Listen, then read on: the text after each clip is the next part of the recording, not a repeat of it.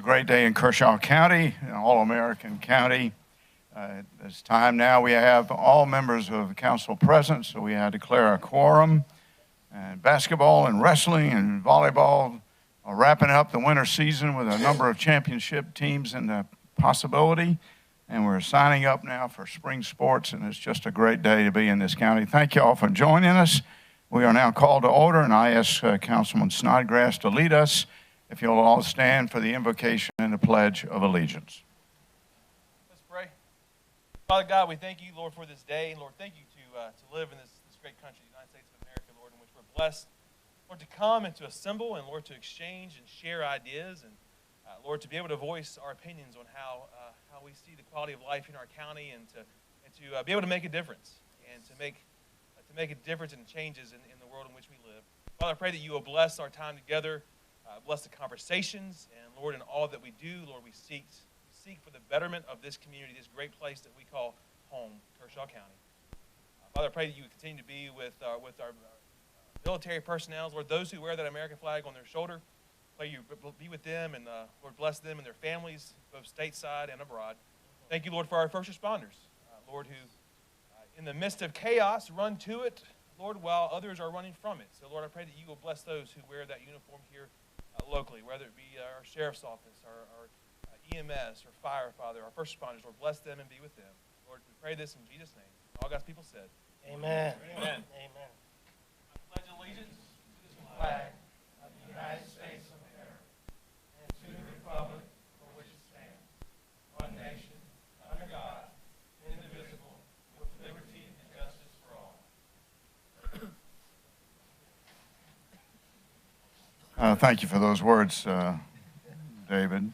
With that, we move into our program tonight. Public comments are first up. Mr. DeBose, can you bring forward the public comments? Mr. Chairman, 7 people have signed up, and the maximum time allotted for public comments is 30 minutes, so each person will get a little over 4 minutes. The first person that signed up is our sheriff, Sheriff Bone. And as the sheriff comes up, I would remind everyone this is an opportunity for the public to speak to this body.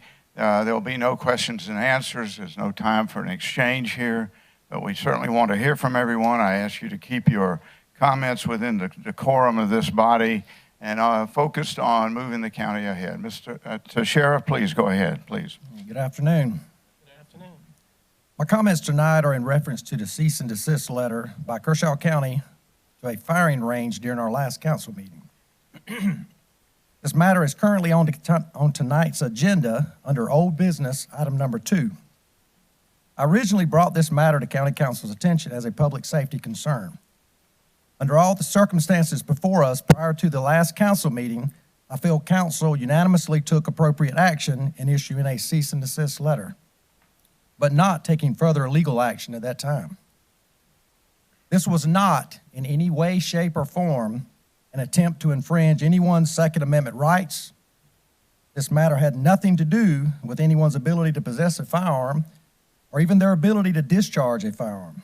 This matter is a public safety concern and involves someone not being able to discharge a firearm at someone, intentionally or unintentionally.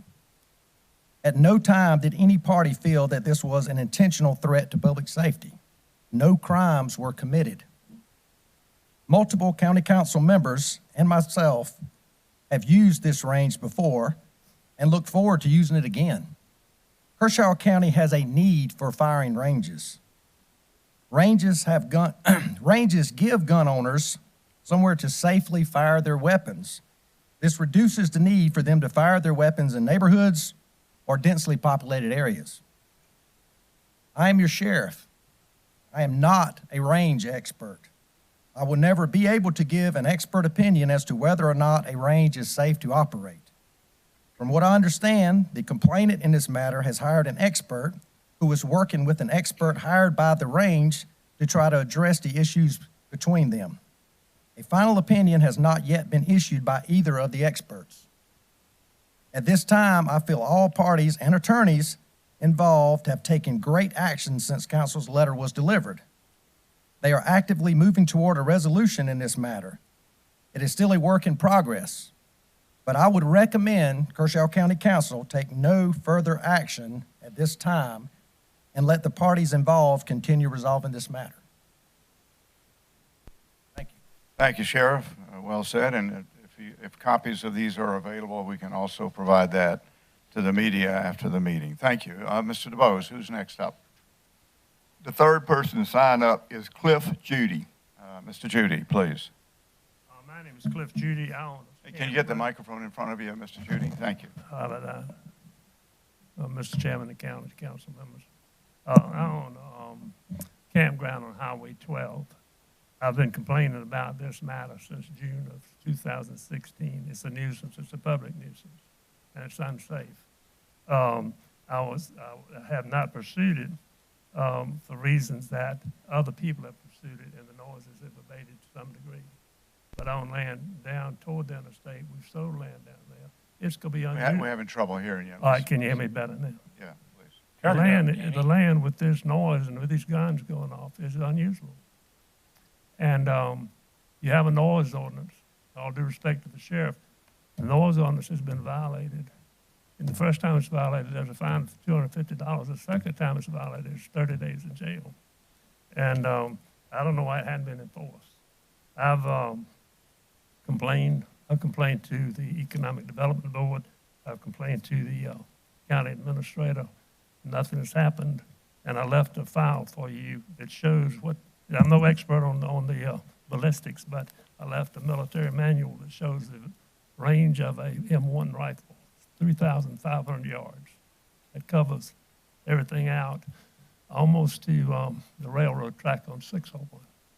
So anyway, that's all I have to say. Thank you very much. Thank you, Mr. Judy. Mr. DeBose. The next person signed up is Penray Gustafson.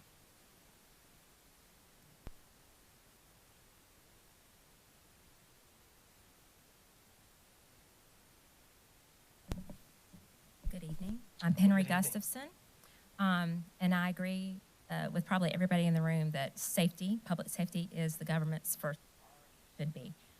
But I'm not actually going to talk about that because there are other people who want to convey their opinions and information about that.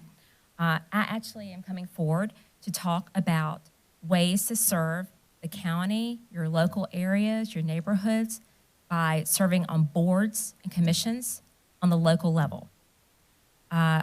Many people are probably not aware of all the opportunities you can take advantage of without an election.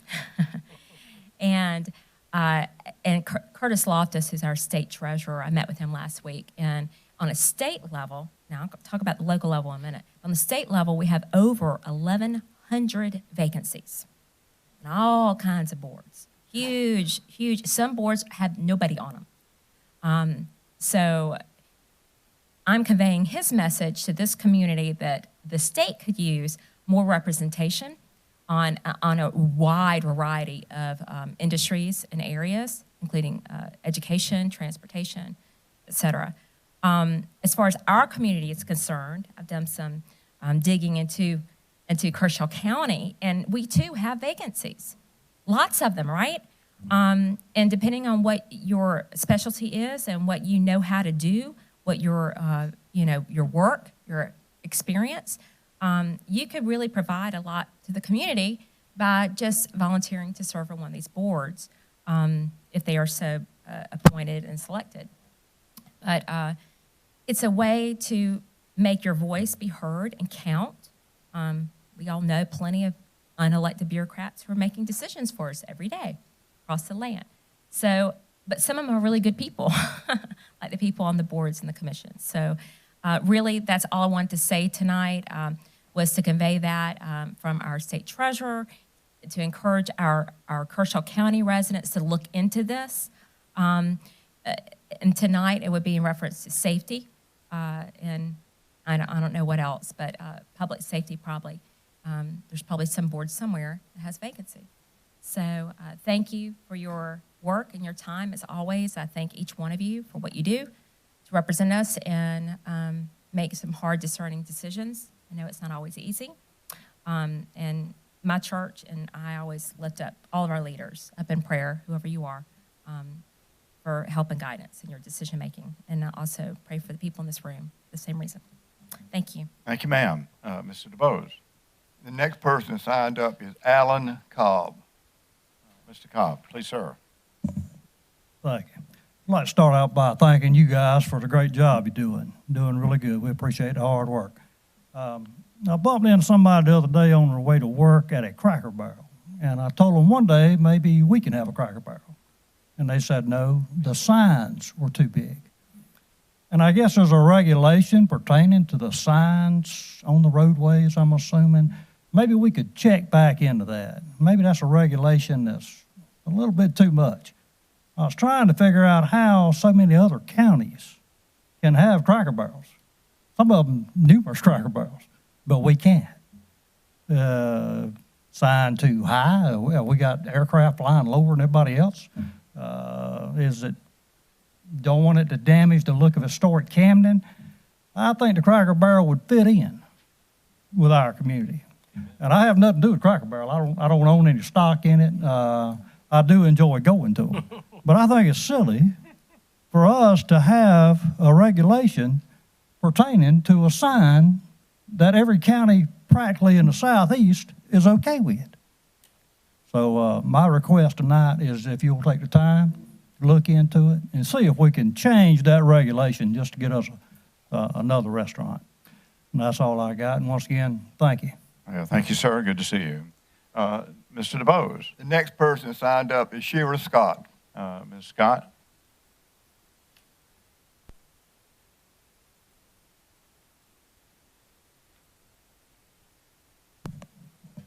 Good evening. Good evening. I had prepared some remarks, but I'm going to forego those. The biggest thing I want to convey this evening is I'm extremely unhappy with the way that the gun range situation has been handled from my point of view. I feel that I have been left out of the loop in a lot of the conversations that have happened. It's been extremely one-sided. I know you guys don't have a lot to do with what goes into the newspaper, but the newspaper article that went out made us sound like a hot sack of dog crap. And we were fielding phone calls quite a bit for that, asking why we were shut down. It really made us sound like we weren't doing anything to cooperate. And anybody who knows me and anybody who's been out to my range knows that I care about safety. And anybody who can say otherwise, I will call you a liar to your face. Thank you. Thank you, Ms. Scott. Mr. DeBose. The last person that signed up is Tom Webb III. Mr. Webb.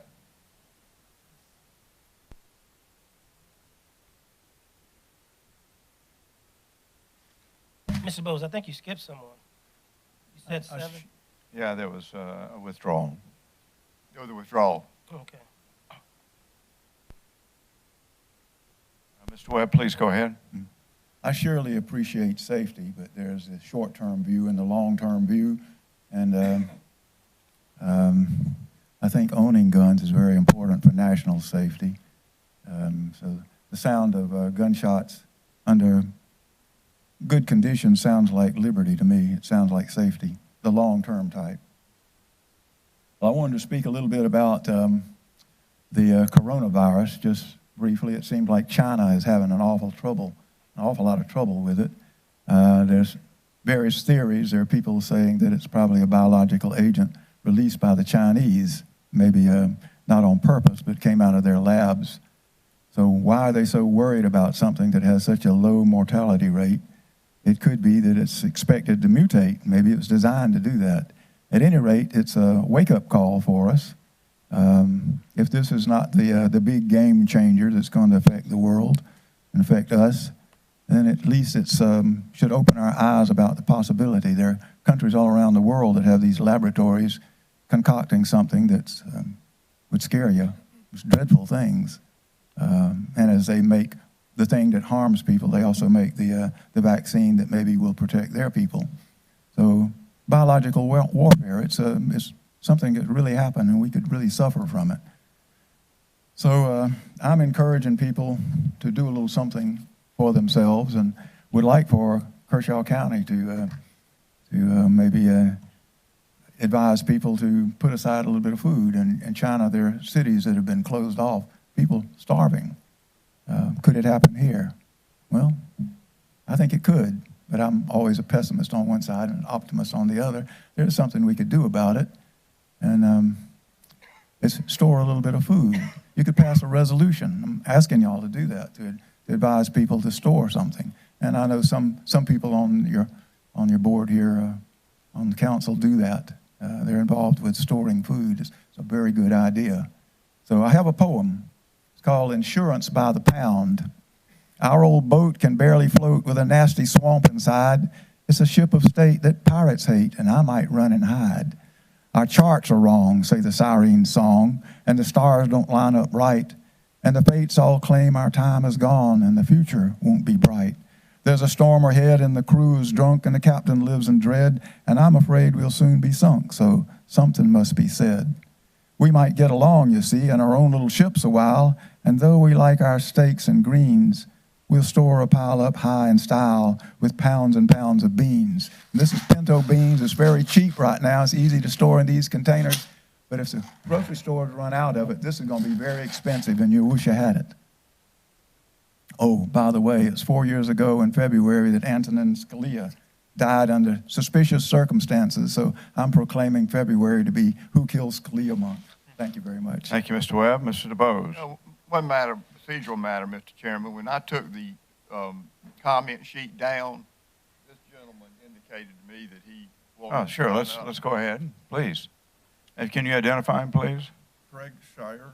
Shire? Yes, sir. Mr. Shire, please. Yes, sir. I'm a 22-year military veteran, and I'm here tonight to sort of testify to it's a lot of times serving in the military is a high adrenaline environment, and the adjustment from the people that sometimes retire out of Fort Jackson to civilian life is greatly aided by the Sand Hills gun range. Greatly aided. Anything against the Sand Hills gun range is clearly anti-veteran.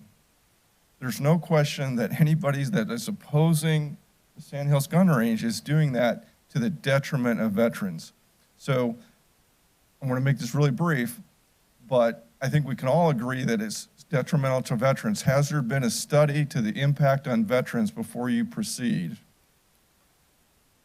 Is there going to be a study on the impact of the veterans? Because that's a very therapeutic necessity, I believe.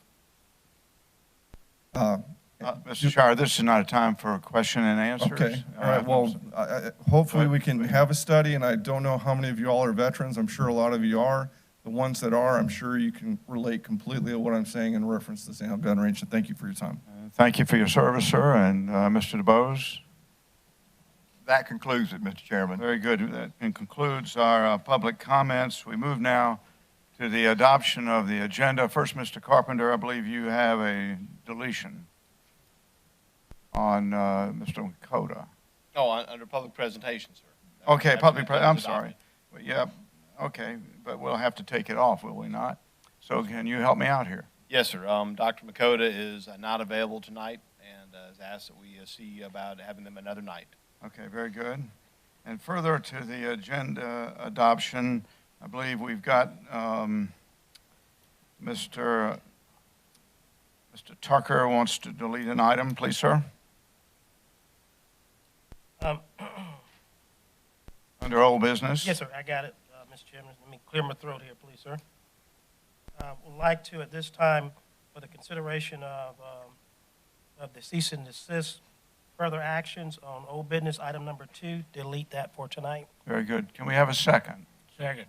A second from Mr. Snodgrass. Discussion? I have some comments. Yeah, Mr. Jones, go right ahead.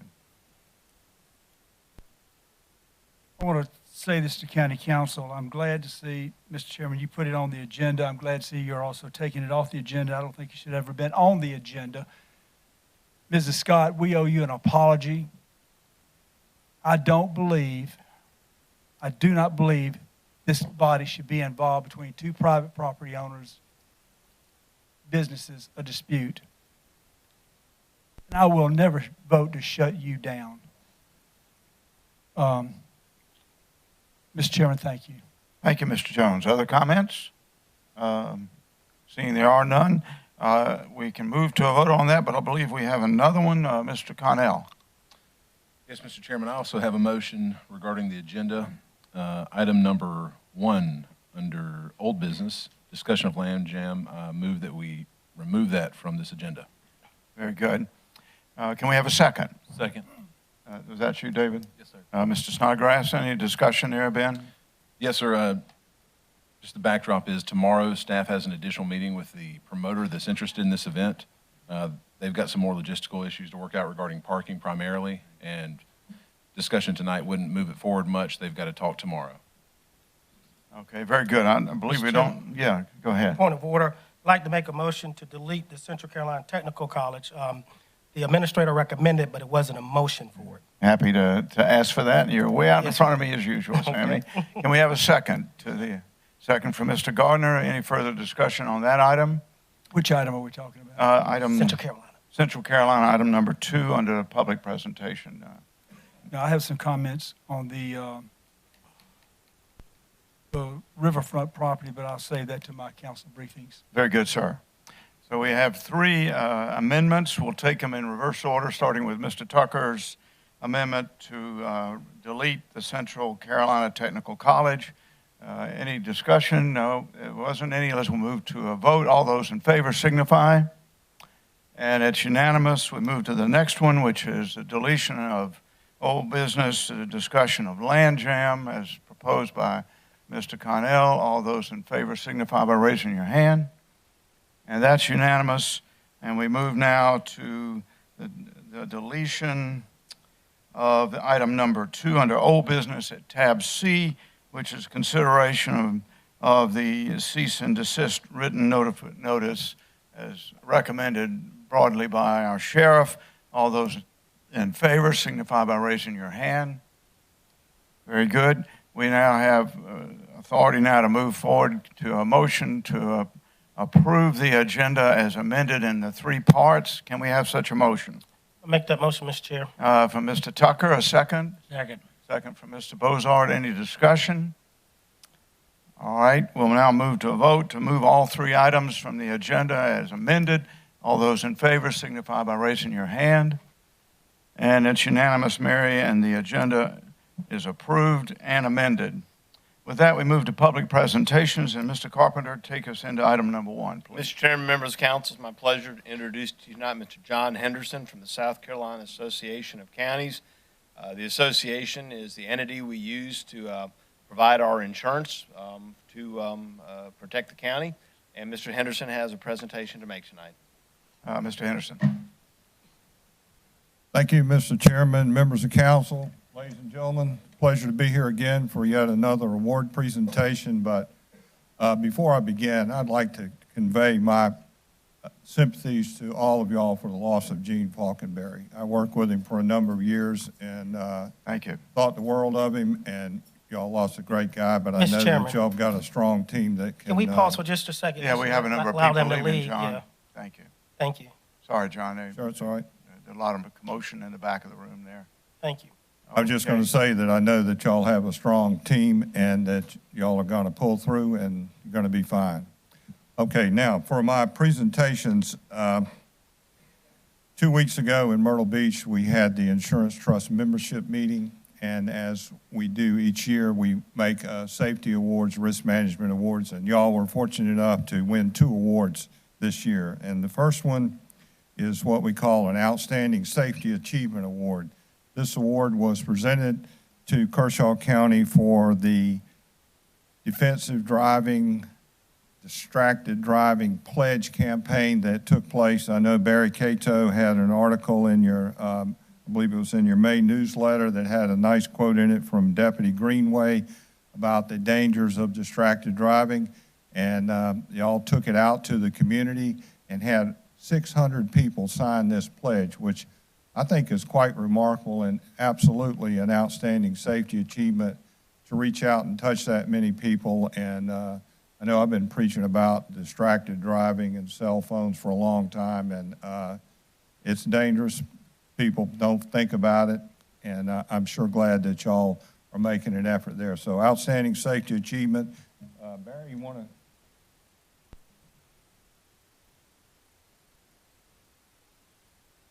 I'll just read the inscription. 2019 Outstanding Safety Achievement Award, Kershaw County, presented by South Carolina County's Workers' Compensation Trust.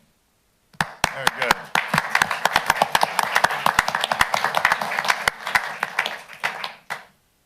Our next award is our service award. The service award is given to persons that promote safety and risk management among their peers and their local community.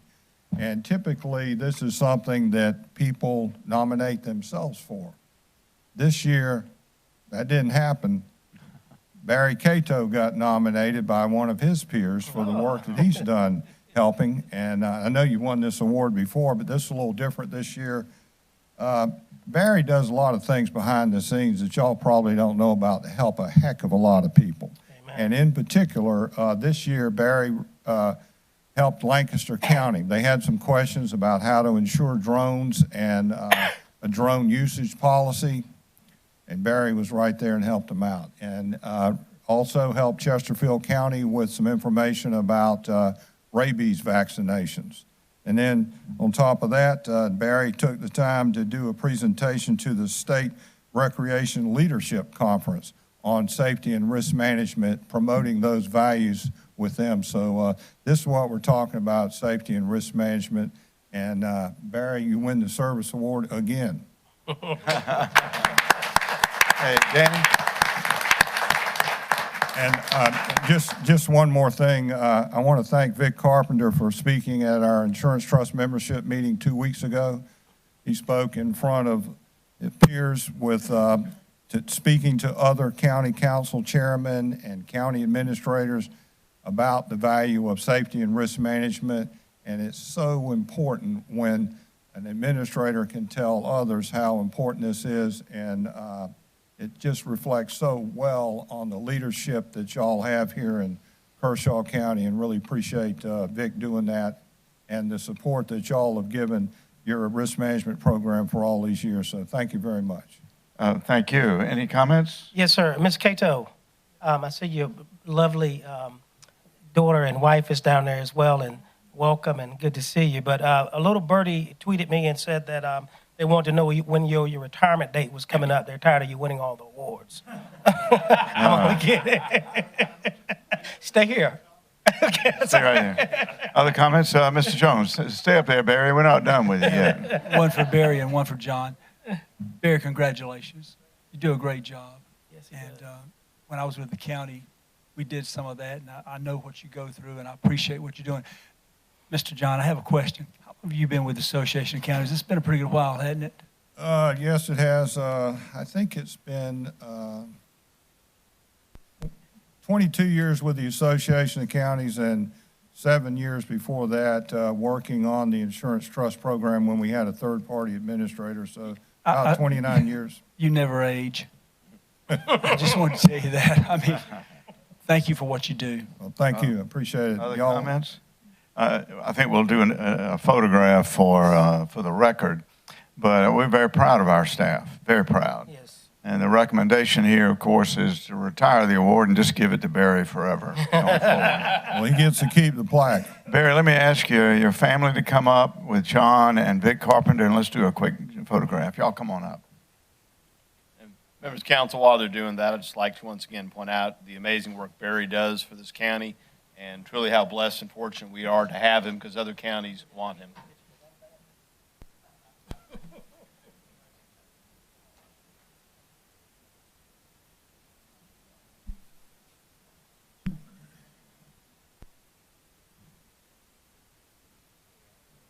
Squeeze in.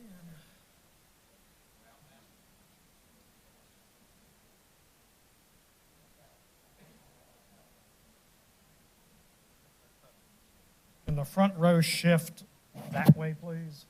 Let's get a little more in the middle. Thank you.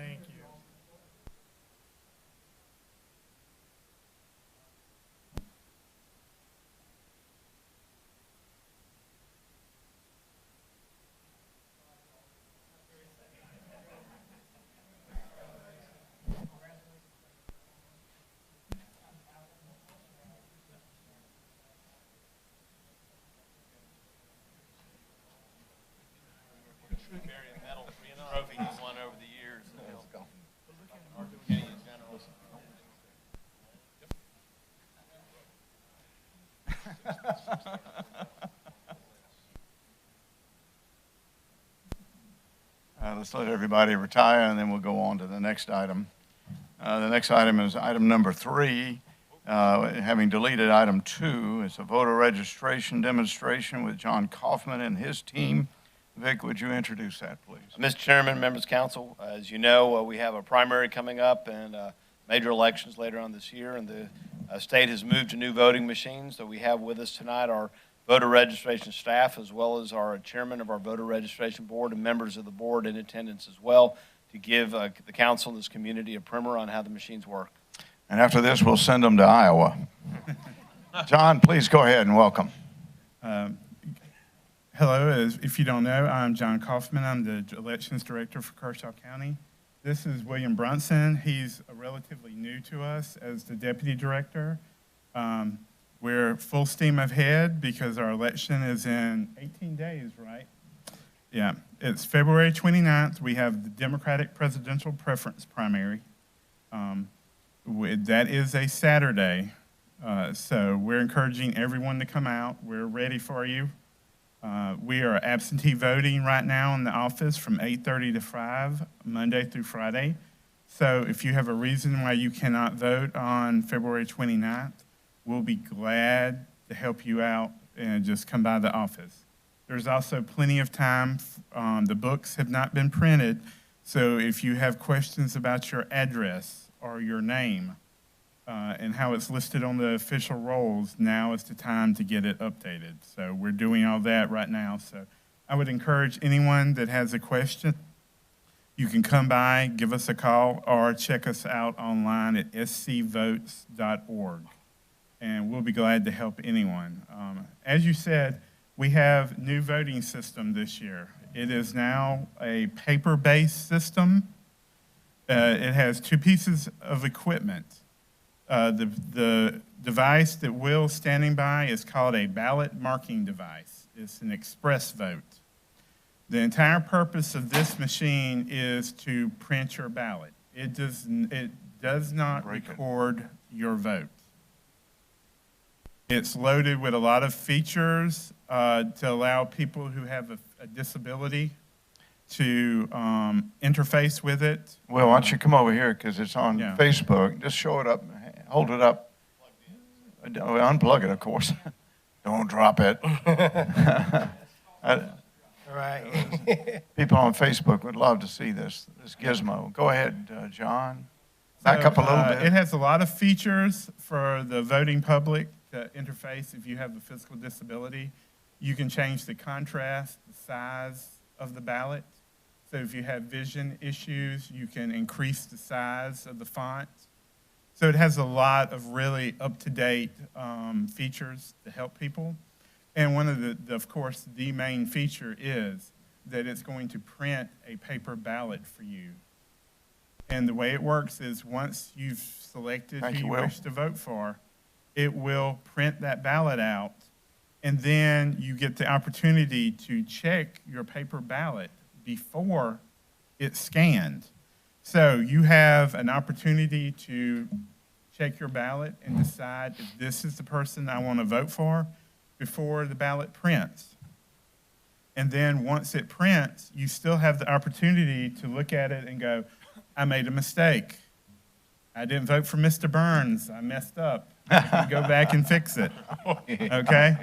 And then it's not until you as the voter scan your ballot into the system that it actually records the vote. And so you as the voter will be doing that. So it's very important that we get the message out. This is not a receipt. I had someone tell me it's a receipt like when you go to Walmart. I'm like, no, you do not take it home.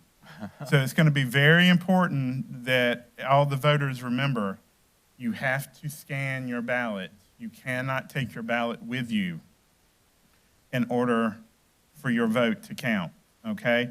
And when it scans your vote, it drops it into a ballot box that's secured in the bottom of this container, and that's kept for auditing. And one of our procedures now is to go back and actually do a manual count where we sit down and manually count each and every one of these ballots in order to affirm that our totals were correct. And then we will, of course, have these ballots for outside or state agencies or the federal government to come in and say, you're doing correctly. They can look at it and determine whether or not we are doing. And so if there's any problems, which hopefully we will not have any problems, but if we do, then you have the physical copy in order to recheck. So I think it's a very user-friendly system. It's made by the same people who made the old iVotronic system. So when you're actually voting, the way the screen looks is going to be very similar to what all the voters are used to. And the biggest change, of course, is the printed ballot and having to keep up with it. That's what I'm more concerned about. We are hiring extra people whose job it is to stand by the door and check you as you go out and remind you, did you scan your ballot? Do you have your ballot with you? To make sure that it gets scanned in, okay? Because we don't want anybody to stick it in their pocket and leave. But we have them in the office. As I said, we are absentee voting, but if anyone needs to come and look at it, they're always welcome to come by, and we can pull one out and let you look at it and practice on it. We have a fun ballot. We're also going out places. I don't think we have anywhere scheduled between now and the election because time's running out.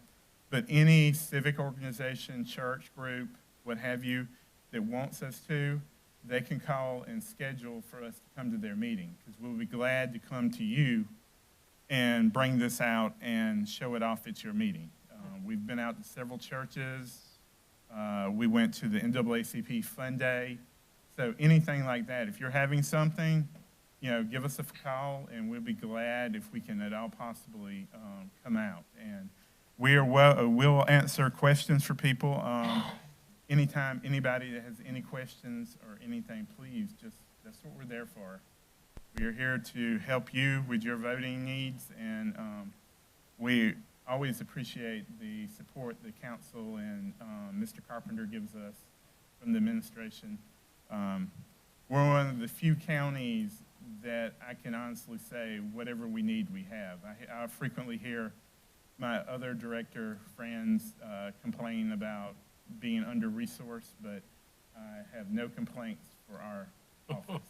We're well taken care of, and that lets us take care of your voters. And we are very excited about being able to roll this equipment out to all our precincts.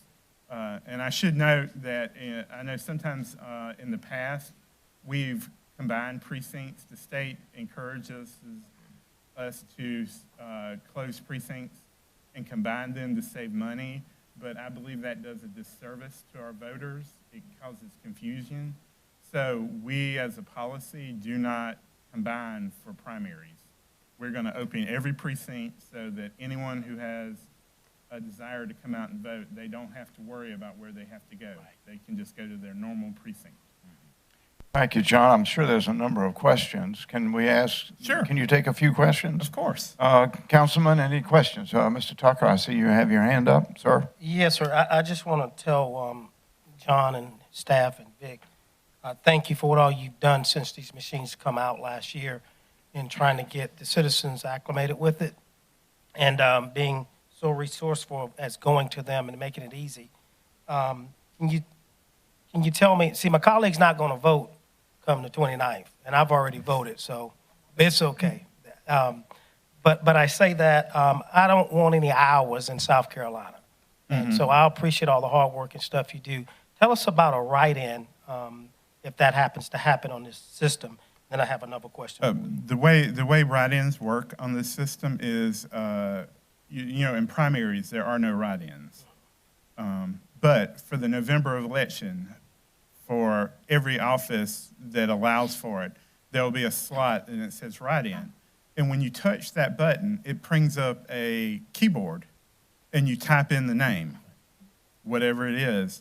And then when you're happy with it, it adds that to the list. And it will print it on your ballot just like it would print the candidates that have filed. And so it works essentially, that's the same system that has been running. The same way that the iVotronics did was pull up keyboard, type in a name, and then it prints it on the ballot. Yes, sir. You got another question? Yes, sir, I do, Sam? Mr. Chairman. My other question is, I heard you said about poll workers.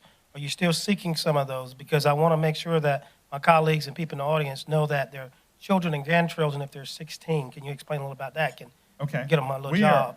I'll be honest, we're always looking for good poll workers, people that are willing to volunteer their time. We can't do it without them. So we are always interested in anybody that wants to be a poll worker. They can come by and fill out an application, and we discuss with them. You know, it may be that you live in Camden, you're only interested in working in Camden. We accommodate you however we can. We're not going to, send you to Elgin if you live here in Camden and can't drive. So, we accommodate you however we can in order to get you assistance. Way it works is 16 and 17-year-olds are considered student poll workers. And as long as they're working with at least two poll workers that are over 18, they can work a poll. And we frequently use young people. Yes. Whenever they can come out. So any 16 or 17-year-old, we are glad to have them. Anybody that is 18 and above it has to be a registered voter.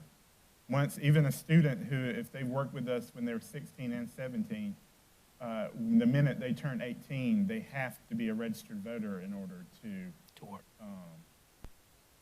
work in the polls. So that's the only difference really between a student and a full poll manager is they have to be a registered voter. And Thank you. We are always interested in someone coming in and volunteering for that. And Yes, sir. they are paid. The 16 and 17-year-olds are paid the same thing as our regular poll managers. So,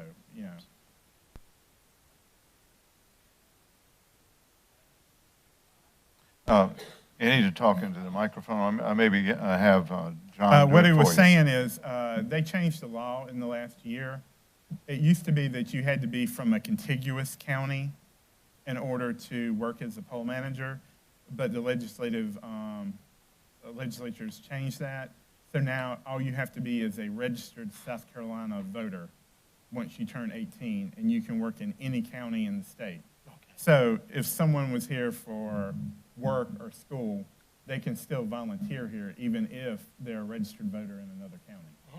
Okay, other comments? Just it increases your ability to work. So, anybody that's willing, we'll take them. Thank you very much. Mr. Tucker. Yes, Mr. Chairman. One last thing. I see a commissioner here. I think she's still a commissioner, Ms. Judy Brock. And is anyone else with you? There's Judy. Off the commission. We thank y'all too as well. Thank you, Judy. Mm-hmm. Thank you. Other comments? Mr. Jones, go right ahead. Thank you. I want to make sure Mr. Tucker was through.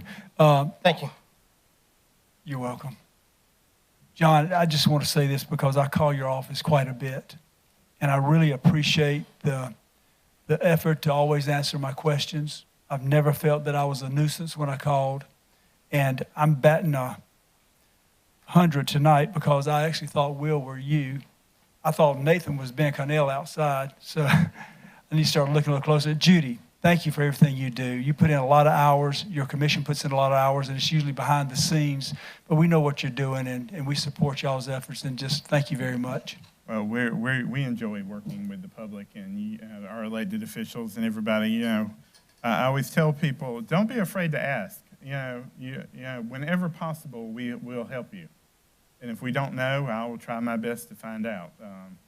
So we're always glad to help. And I should note, of interest to some of you, filing for their elections this year will, of course, be March 16th through the 30th. It starts at 12 noon and goes to 12 noon. And I always like to remind people, when it says 12 noon, that means if you are not in the door at 12 noon, if you're swinging the door open, it's too late. So I always like to remind people, if you're planning on running for office this year, we'll be ready to take your filing, but it's got to be 12 noon March 16th through 12 noon March 30th. I am, and I'll be early. Mr. Connell. Mr. Chairman, I just wanted to apologize for Mr. Jones' behavior. He should never disparage one of the members of the crowd by saying that they look like me. So for that, I'm very sorry, sir. Okay. I already apologized to him. Other comments? Mr. Snodgrass, I'm sorry. Mr. Gardner, Go ahead, Tom.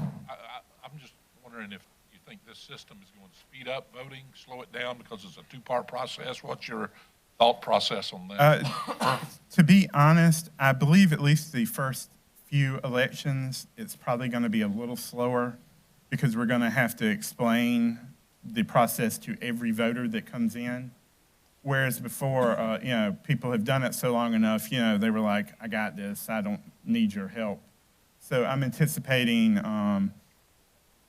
not a whole lot of time, but that's why we've decided to hire at least an extra person to watch out for the voters, to, try to, keep their hand and make sure that they don't leave without that ballot. That's my main area of concern is the process of voting on this and getting that paper ballot and getting them from there to the scanner.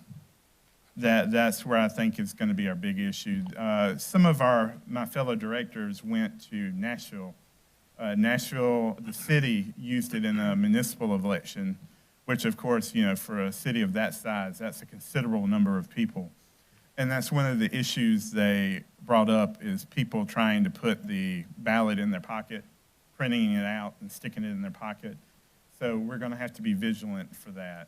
And we want Sounds to like you're on top of it. That's a good thing. Very good. Thank you. David. Question and a comment. Will the pre-election process be similar as far as it prints out a report of the machine, yes. the number of the machine for it? It prints a zero report and it prints a results report at the end of the day, just like you normally do. That's the same procedure. A copy of that will be left at the poll, so that I know some campaigns like to have a runner hanging out waiting for those results. I tell people a lot of the times, the results before I know the results because I'm waiting for it to actually get read into the computer. But, if you're looking at those tapes that you've already got it, but that process will be the same. It'll print out, so you'll be able to look at each polling location and see the results. I want to say, John, thank you for your work. 2018 was the first time I'd ever ran for public office, and your office was always a pleasure to work with. The process was very easy, and I know you're dedicated to the voters. In fact, I think it was a day or 2 days before the primary, you had the flu. This man had the flu, and he was in his office trying to get it done. And I was this guy's a real deal. So thank you. We like to say, elections do not wait for anything. Right. The elections are one of those things that you can't say, I'm having a bad day, let's do it next week. It's got to happen. Okay. Other comments? I think we need to move it on and close the discussion. We thank you again, John. I think you see the respect you entertain, and you will. Welcome to the team that you have with the gentlemen up here that have worked with you and with the electorate who use you.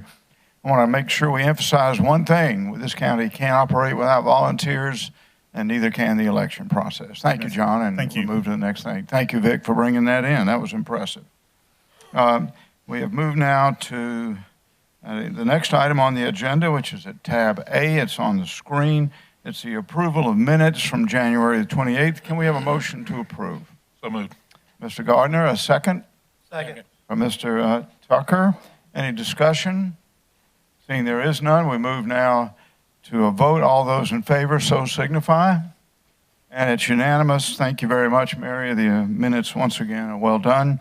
We move now to the next item on the agenda. If you'll move forward, Danny, and it's on the screen, an ordinance, which is a first reading of an ordinance of the County Council for some rezoning. It's at tab B, and also on the screen, I turn to Mr. Carpenter to take us through this. Please, sir. Mr. Chairman, members of council, you have tonight in front of you for first reading a request to rezone a piece of approximately 6 acres of land. Currently it is zoned RD2. The request is to zone it to R15. It has previously passed the Planning Commission on a unanimous vote. Very good. Can we have a motion? Mr. Snodgrass, is your district? Sure. Mr. Chair, I'd make a motion that we agree with the Planning and Zoning Board and rezone this. Do we have a second? Second. Second from Mr. Tucker. Any discussion? Mr. Snodgrass? I'll just say this is in an area of the county that I'm very interested in development and also growth, and this is very, very exciting for what's affectionately known as East Camden, and just the I think what it will add to that. So excited about this moving forward and seeing how it plays out. Very good. Other comments? Mr. Bozard. Yes, I received a phone call today, and there's some concern with the fire service out there, fire protection out in that area. Do we know if there's any action been taken on this, Mr. Carpenter, that we could help that? Mr. Bozard, county staff and city fire staff are going to get together to see what we can do. That's part of the process that will play out as the development gets developed. So we are trying to work with the city to answer any questions they may have. Okay, thank you. Mr. Connell. Ben? Thank you, Mr. Chairman. If you look at the map, my grandfather and my parents currently live right at the bottom off Canada Drive and McRae Road. And I just mentioned this in passing and said, what do y'all think? Have you been pleased with the development so far by Mr. Bach? And the other houses have been built out by Mr. Bach. Very pleased with the construction and how they've handled themselves over there. They or their neighbors didn't have any objection, and I don't think anyone showed up after looking at the record really to object during the planning process. Mr. Bozard, your comment regarding fire service, one of the issues is Cassett Water has a smaller line that would be standard for fire service, but the CEO of Cassett Water contacted me, who I represent from time to time and help that company, and they indicated that they would be happy to assist Camden Fire by putting in a tank or something like that that would facilitate Camden Fire's acquisition of water to fight a fire if they needed it. I thought it was a real reasonable thing to do. They're interested in having growth in the area as well, and I just wanted to report that also.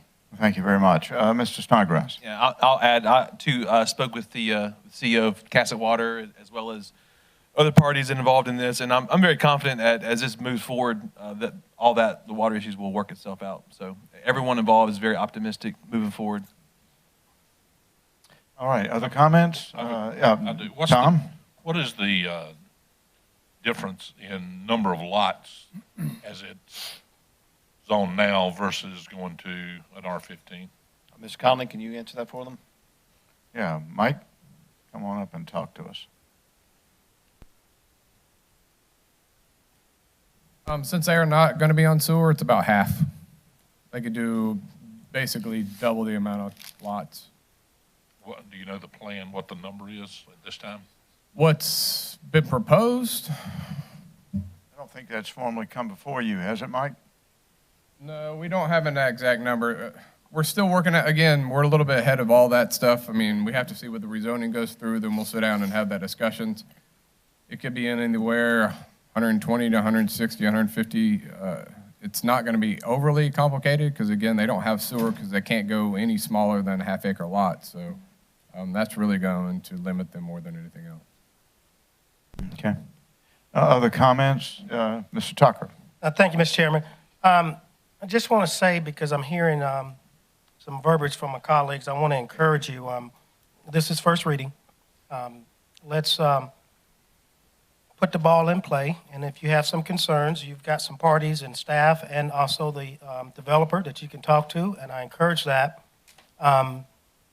Sometimes we may get our minds into the weeds of some things that other parties have total control over, and we need to allow them to work that out.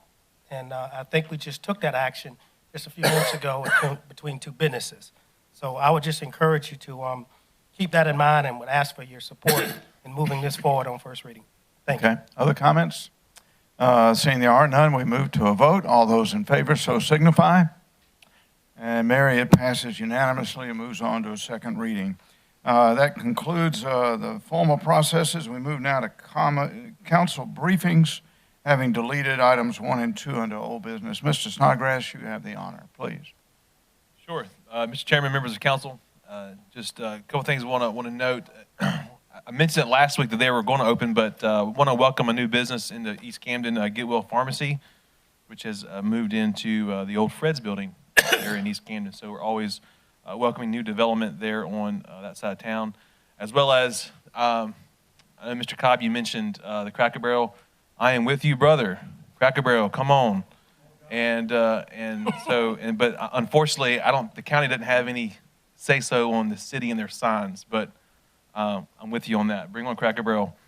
And as well as, want to announce that there's an event that's coming up called Unity in the Community. It's going to be the Saturday after the Cup.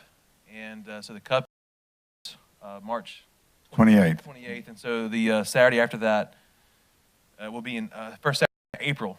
Unity in the Community. And it's a really neat vision that a local church has had, and that they've realized that, there's a lot that can be had, and people can come together when you share a meal together. And so essentially it's a community-wide picnic. They're going to gather there actually on the grounds of the Steeplechase race course there at Springdale. The tents will all the hospitality tents will still be set up, and they're just bringing people together just to have conversations and just to share a meal together. And, we live in a world where sometimes our diversity seems to separate us, but the truth is the diversity is really what is beautiful, and it brings us together. But that's April 4th, and Unity in the Community. And I've got a few more meetings before we get there, so I'll mention that again. But excited about that. And that concludes my report. Thank you. Mr. Tucker. Thank you, Mr. Chairman. I just want to give everyone an invite. Your local chapter of the NAACP, Camden Kershaw County NAACP branch, is celebrating its 75th year. It's been here 75 years, existed in this county. And you are cordially invited. There's no charge at the Mount Moriah Baptist Church right down here at 801 Broad Street at 4 p.m. on February the 23rd. So go to church and then come back and have some more church with us. We might be able to save a few souls and change some hearts. That concludes my report. Mr. Gardner. Very briefly, getting back to the shooting range things, I think some of the comments kind of, to me, people don't understand. When that, came to us, it was brought to us by the sheriff. And, I don't know where you work, but I'd like to think, or live, but I would like to think that if you've got bullet holes in the place that you're working or living, and you brought it to our attention, that we would act on it. And we were never under the assumption that we were going to close down anybody. And I agree with Mr. Jones that we were not going to do that. But it did become our problem when they called the sheriff and the sheriff went out. It becomes a public safety issue. They have issues out there. And I would like to think if you had those same issues where you work or whatever, and you brought it to us, that we would act on it. I hope that you wouldn't sit there and think that we wouldn't do anything. Not that we can do a whole lot other than do what we did. And we did what we could do legally. We didn't take any action. It allowed for a 10-day deal for cooler heads to prevail, and that's what's happening. That's exactly what we did and all we could do. So I'd just like for anybody that's got the idea that we're trying to close down businesses to, that's not at all what we were trying to do. We were trying to put it into a position so those two could get together, which they are doing. The sheriff did what he was asked to do. And if you found bullet holes in your home, I'm sure your first phone call is going to be to the sheriff's department. Mine would be. And once he gets involved, it does become a public safety issue, and it does involve the county, which is why it was brought to us. So I think people are misconstrued on how that got to us. We're in no way trying to do anything from a shut down business. We're trying to protect our people. So I just wanted to clear that up. So thank you. Thank you. Mr. Bozard. Yes, I want to agree with Mr. Garner's comments. I was getting ready to say about the same thing myself, and thank you, Tom, for doing that. In regards to a sign on Cracker Barrels or any other business might want to come in, I've had this sign ordinance. Mr. Carpenter got me a copy of it about 2 months back, and I've been looking at it. It's very thick. It's very big ordinance. It's not something you're going to go through in just a few days. But I do agree we need, that's the reason I got it. I do agree that we need to look at changing our sign ordinance to get businesses like Cracker Barrel and some of the others with wanting the bigger signs, because you see them all over the highways when you're traveling up and down. And repeat myself again, I got that ordinance about maybe 3 months ago now, and I've been going through it. And hopefully, when I'm finished with it, we can do something about it, because it's going to be up to this body right here to change that ordinance, change that sign ordinance, these people you see sitting up here. So with Mr. Michael's help out there from planning and zoning, bringing it to us what they suggest, and we look at it. My last comment is this: I will not be going up for re-election in county council. I sat right over there in that first chair where Mr. Webb's sitting for close to 12 years, and Mr. Ken DeBose there said he's going to put my name on that seat. I told him he didn't have to do that. I was going to put my name on this seat up here. But this 4 years and the time I've been here, close to 16 years, and I'm going to let somebody else have this seat and have the honor of serving the people of District 1. Thank you, Mr. Thank you, Mr. Bozard. Mr. Chairman, thank you. I was very grateful for the sheriff's report tonight and that update, and I'm glad that the parties look like they're working it out. I've got a couple of guns and new suppressors I need to go test out, and that is the ideal location, has been in the past, and I'm sure it will be in the future. A couple of events coming up. There's a spring litter pickup that's going to be headed by the Clean Community Commission. If you remember last year, I think it was a couple of hundred, if not more, trash bags that were collected along Kershaw County roads. In one way, that's really negative to hear, but in another way, it's really positive, because you could tell a huge change in the roads, and also I think the attitudes of the folks around, also with code enforcement and littering. So that's going to be March 21st. It's a spring litter pickup, 10 a.m. to 12 p.m., and then 2 p.m. to 4 p.m.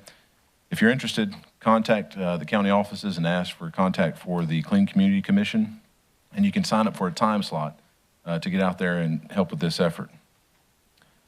One of the more inspiring victories I've seen in Kershaw County sports came just last night.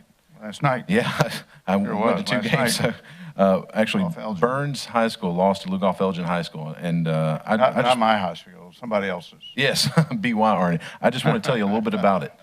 You had kids on the Lugoff Elgin High School team that had lost 2 or 3 times to their opponent this year from the Burns team, and they went out there and won. The crowd was behind them. They were fired up, and they just dominated. It was an electric atmosphere. Lugoff Elgin has probably their biggest match in this playoff tomorrow night against Hillcrest. And it's my personal belief that whoever wins that will probably take state overall based on the other competition in the brackets. But those kids have worked so hard. They were responsive to their coaches. They made adjustment mid-match whenever certain techniques weren't working, and I was just really impressed by the effort of the Lugoff Elgin High School wrestling team. So big congratulations on that victory to the coaches, kids, and parents. Unity in the community. I'll actually be cooking for that event, so don't let that deter you. That's why I'm going. What are you talking about? still come out, but it should be a great event. Multiple congregations and faiths coming out and getting together. And then last thing I was going to mention, Mr. Chairman, was another moment of inspiration and accomplishment in Kershaw County. The West Watery Rotary Club and the Camden Rotary Club combined to have a fundraiser this past weekend. It's the Wild Game Dinner. It's an annual event. It's been building up over the past 6-7 years. Overall, they raised $85,000 in little old Kershaw County for scholarships for Kershaw County high schools. What an accomplishment. There are so many people that turned out and came out and donated and helped and supported, participated in auctions and Pluck-a-Duck and all kinds of different events. So many people cooked and just put in a lot of effort. And it takes the better half of 3/4 of a year to get ready for the thing. So we're going to rest for a little while, a couple months, and then the subcommittee meetings will start again, and we'll get ready to figure out how we're going to raise that scholarship money for worthy young folks and students in Kershaw County. That concludes my report, Mr. Chairman. Mr. Jones, thank you. Thank you, Mr. Chairman. I just want to make a couple of comments. One, when this council met at the last meeting and we went into executive session, there was no doubt in my mind that there was an intent to come out with an immediate cease and desist. thanks to Ben Connell. I appreciate his legal mind, his advice. He was able to help us work out a way to come out and give 10 days when we came out. And that's just a fact. I don't believe that the county should be involved. You've got two private parties there. There's no crime being committed. It's probably a civil matter. You got two private businesses, private property owners there. Target has every absolute right to go out and pursue this themselves. They elected to try to get county council to do it, and I just didn't like that.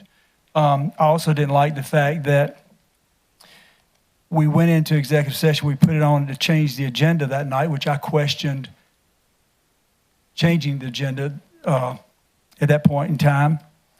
And what bothered me was that the other party knew nothing about it. Saying here, they had no information that we were going to do this.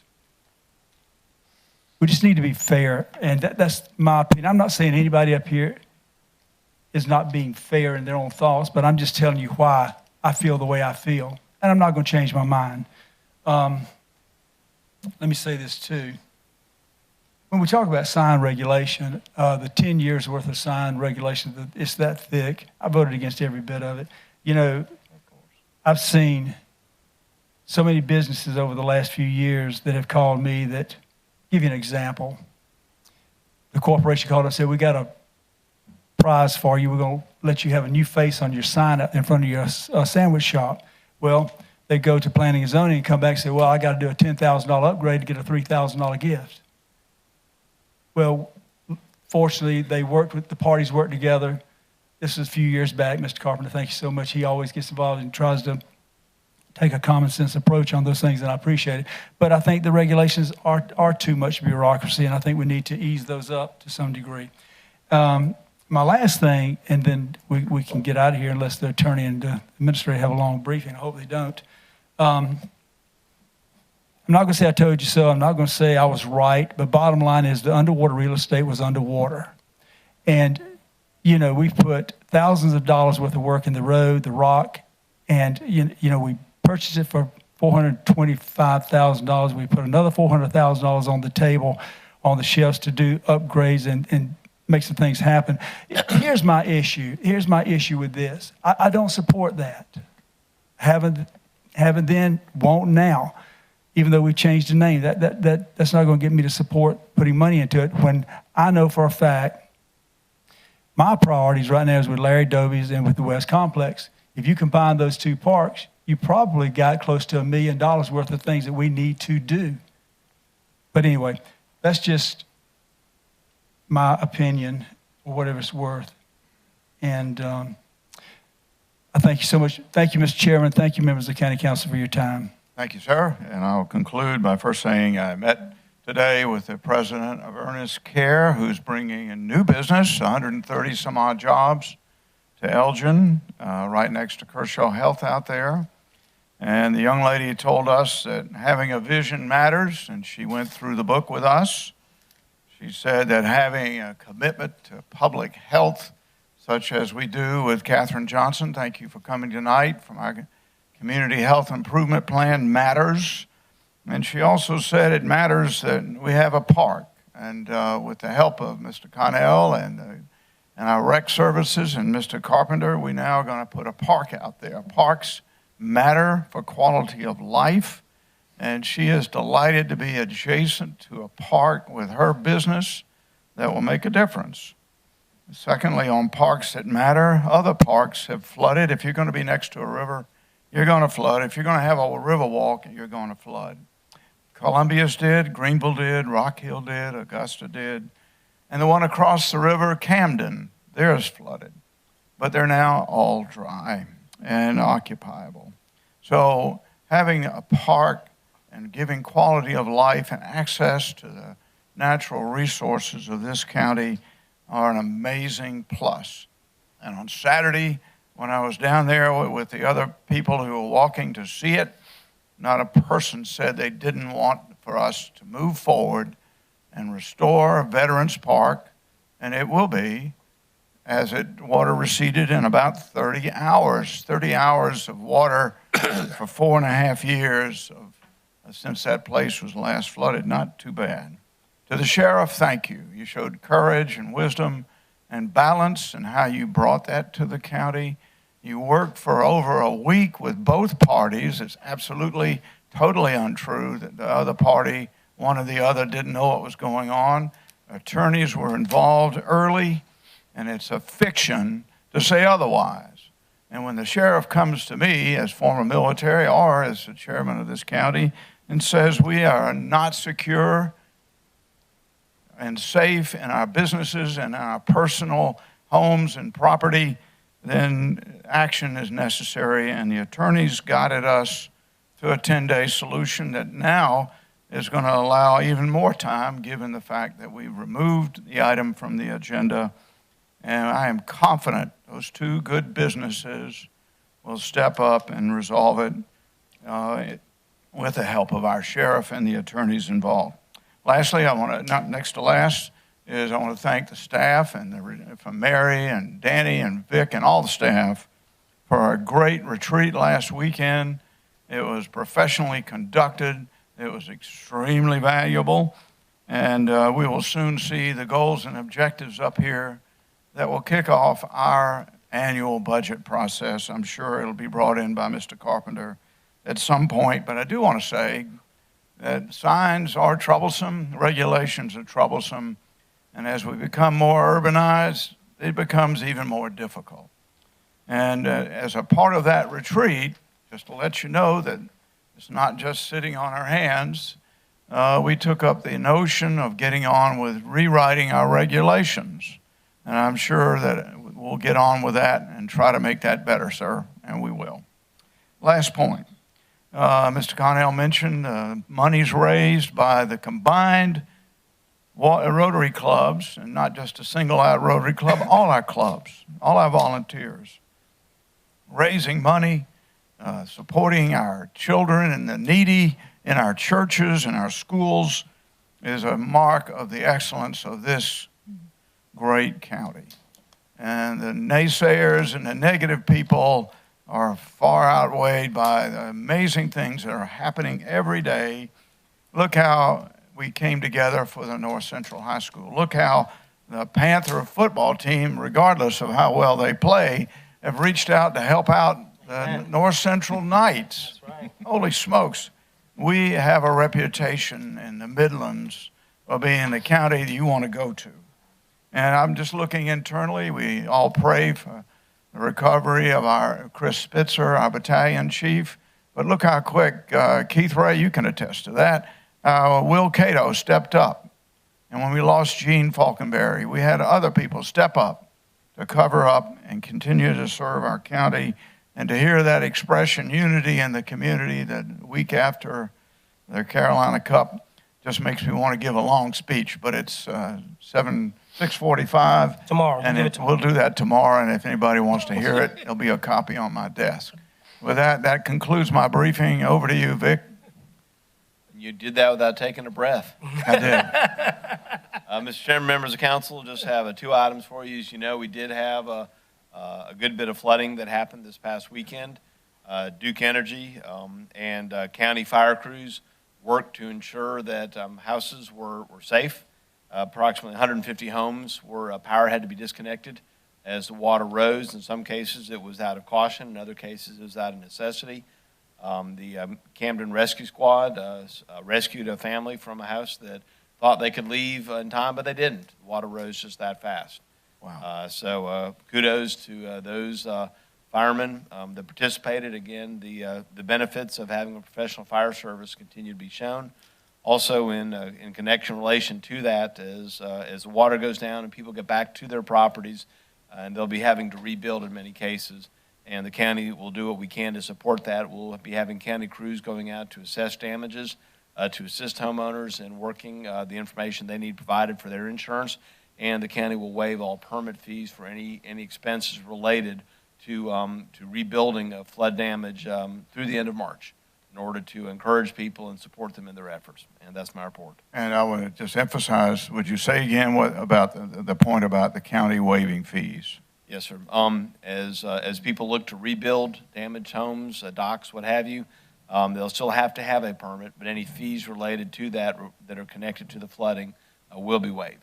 Thank you very much. Attorney? Nothing, Mr. Chairman. Thank you very much. That concludes our agenda. And can we have a motion to adjourn? So made. Mr. Connell, thank you. Second. Second from Mr. Bozard. Discussion? Seeing there is none, we'll take a vote. All those in favor so signify. And we are adjourned. Thank you very much.